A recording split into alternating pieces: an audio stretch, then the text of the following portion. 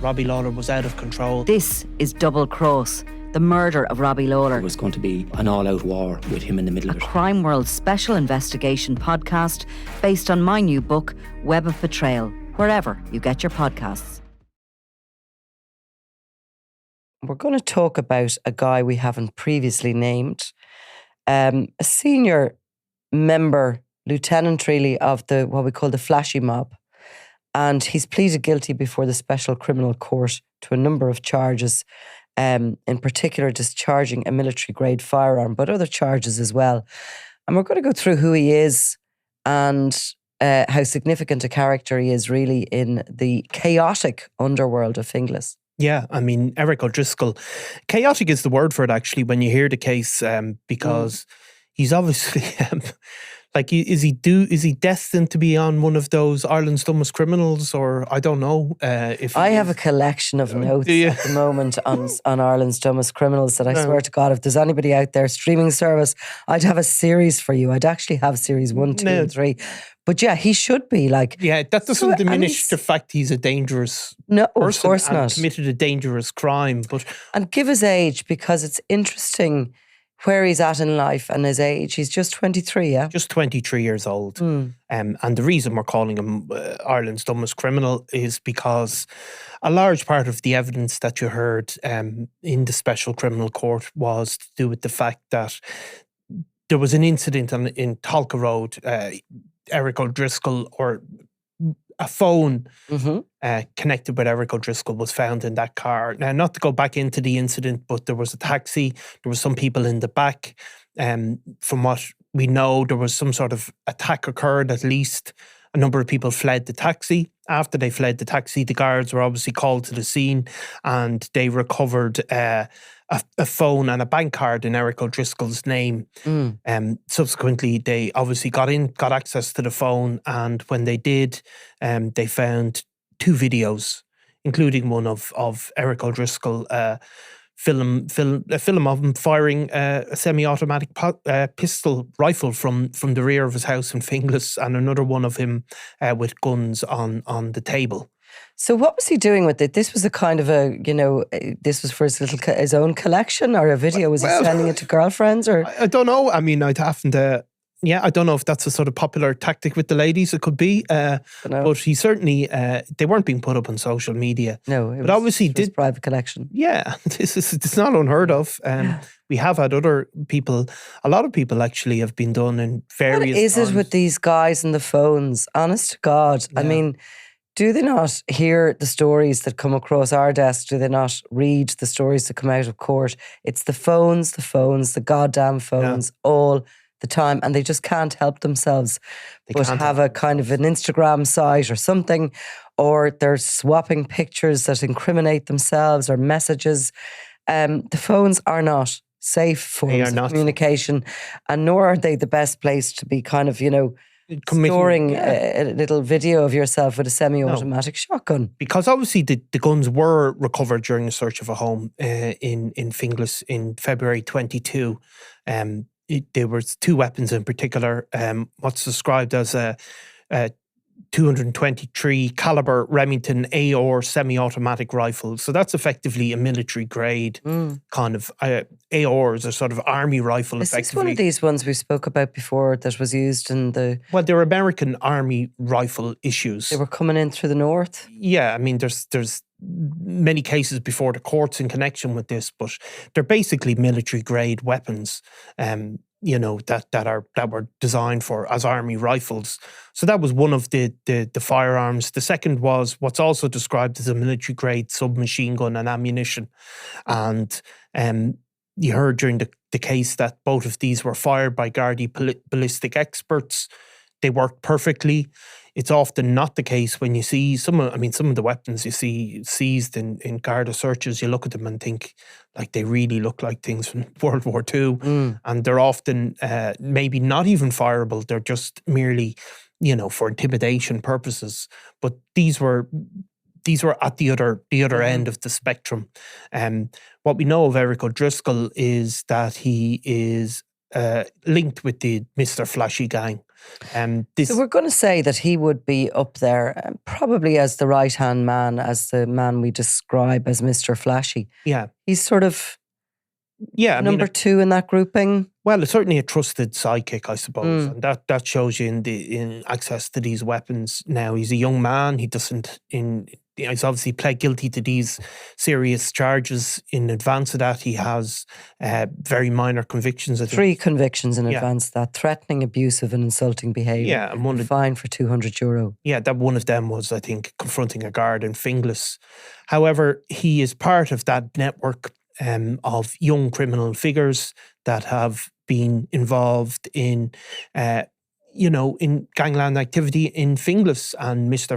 Flashy, again, a young man, was somebody that was brought along by the Kinahan cartel, maybe shot to the top of a criminal operation, in part because of some of the senior Kinahan criminals ended up either in prison or out of the country as a result of the policing of the feud. Mr. Flashy then has, I suppose you could say, he's had a sort of a chaotic role in a number of feuds that have gone on. He's been linked to everybody from people like Sean Little, who died as part of the Coolock feud, to people like his gang certainly were blamed for the murder of James Whelan in Finglas, and he was also an associate of Tristan Sherry. Tristan Sherry obviously was the gunman in the Brown's steakhouse murder. Now, all of those criminal... 2 years, really, of a really intense period of time in that Finglas area. A lot of anything that went on was traced back to the Flashy mob. Yeah, and 2022 and 2023 particularly. But they were the years of violence. But there was a period before that, I suppose, where the Flashy gang controlled a very strong network of sort of street dealers in the Finglas area. Not just street dealers, but obviously also wholesaling larger amounts. But they really had a sort of a grip and a power on that. Exactly. And it was sort of almost the depletion of the Kinahan organisation here that led to that take on of their power, because it was felt they didn't have the same backing as they used to when the cartel was at the height of their powers, and James Whelan and others kind of they were a schism, and they were all part of the one network, and it certainly had its heyday at some point in in and around like 2020 or even before. 2019. Where they had a kind of a network of dealers in various public places. It was a sort of a well-run operation in the sense there'd be guys on scooters dropping, delivering, kind of the wire type of stuff. That was all sort of centrally controlled. There was a group of young men, people like Sean Little, who myself and Eamon did a podcast recently. And, you can look at the amount of money and say it's relatively small, but you're talking about guys buying speedboats and having 40, 50 grand. I noticed that in the notes that the Criminal Assets Bureau are going after the assets of him and Zach Parker, who was his best friend, who had been shot dead just a few months beforehand. Maybe a year beforehand. But what assets are they going? Have they identified? Well, there was a couple of speedboats, watches, I'm presuming. So you're talking, and there was also jet skis. Yeah, they had access to huge amounts of money. You can see it from as they travelled across the globe and went to. They're in their early 20s, like late teens, weren't they? Exactly, and they were having even in that cab case, you're talking 40, 50 grand on boys' toys, and you could hear some of the evidence of one of the guys that sold them a boat, I think, and he was owed 5 grand and he was given a big bundle of cash. Really? Basically. I remember a photograph that was on actually Sean Little's Instagram site, because of course they Instagrammed everything they did, didn't they? Yeah. You're talking about Eric O'Driscoll filming himself and sort of basically handing himself on a plate to the cops. But this picture was of Little, and he was sitting in a jacuzzi with a bottle of Dom Perignon champagne, Moët Chandon, champagne, the most expensive. And he was sitting he's on holiday somewhere and he has the Gucci shades on him, and he just looks like a guy who's made it in life. And of course, sure, he was dead by the age of 22. Yeah, I thought their story was a very significant one, as an eye-opener maybe for other young people, thinking that it's all about the trappings of wealth and it's all about those holidays. And, you know, it's not all about that when you're looking down the barrel of a gun. No, I mean, I think there is a picture of Sean Little. I think James Whelan is in it as well, who's also obviously dead. I think Caelan Smith is in it, who's currently serving over 20 years for his role in an attempted murder of Mago Gately. And there's another couple that have come to, who are maybe before the court still. So an incredible, there's probably lineup of friends, and you just look at the picture and it's, where are they all now? Well, I mean, exactly. I mean, one or two of them might be floating around, but most of them have come to a bad end one way or another. So that's Eric O'Driscoll. In court, he was pleading for leniency. Some of the things he was described in some of the conditions he's had to endure in prison. It was said he's on 23-hour lockup. And while he was in prison, he saw a dead body as a result of a murder that occurred behind bars, and that he has a relatively small amount of criminal convictions. But the maximum sentence that he's facing is a 14-year sentence, and they're serious charges.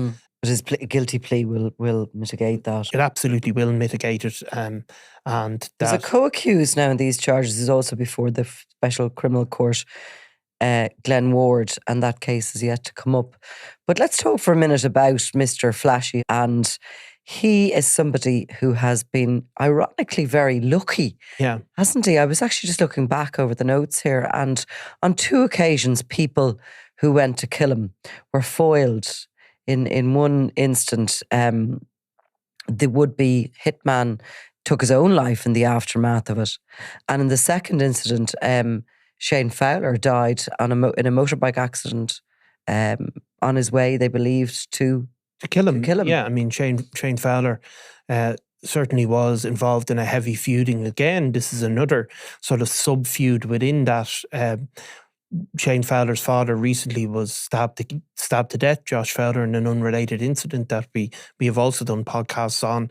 So the Mr. Flashy grouping had an incredible tentacle in some direct feuding, some of it in an indirect involvement, and an incredible life cycle. Sometimes these groupings, especially when they're so young, when you take them off the streets, break it down, it's like any cell structure. You can... Oh yeah, you can end their life cycle essentially. Yeah, I mean these people rely on a core group of people, having one another out and available. A core group of people, and if that core group can be dismantled, and it can be dismantled by events as well, that they can quickly fall away.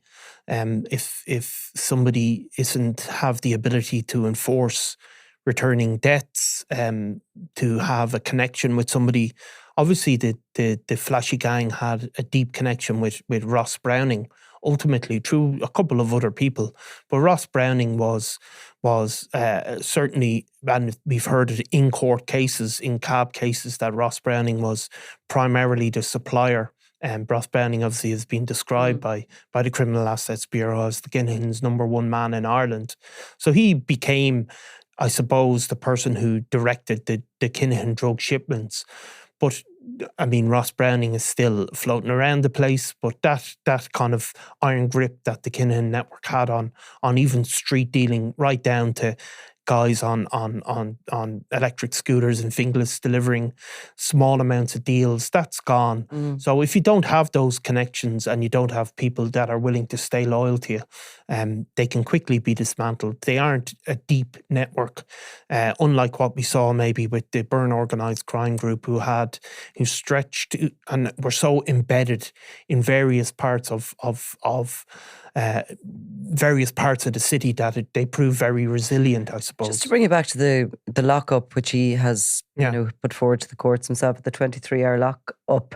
So he hasn't been sort of accepted into the Kinahan protection, obviously, within the prison system. No, and I mean this sort of makes total sense in one way. Like what we consider the Kinahan cartel, is I suppose it's it doesn't necessarily follow through when you come into prison. Just because you dealt with the Kinahan figures doesn't mean that you're going to be taken in as part of them. The 23-hour lockup would indicate that somebody has to be either basically kept safe from being targeted in the prison. Certainly, though, things have changed within the inside of places like Mountjoy. Mountjoy will still be seen as where a lot of the Kinahan criminals are gone, maybe of a lower level. Some of these people would have been in, from the Cabra Finglas area, while you could consider them, and they are in prison for Kinahan-related criminality.